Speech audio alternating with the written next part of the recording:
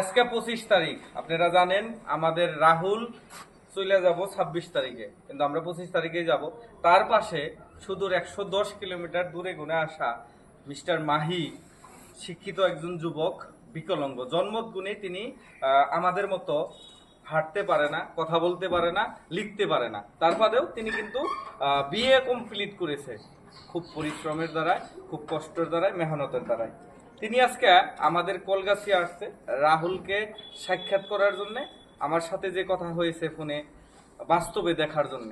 তো আমি একটা কথাই বলবো যে মাহির নিকে আপনারা দোয়া করবেন এবং আমাদের রাহুল ভেবলার নিকে দোয়া করবেন।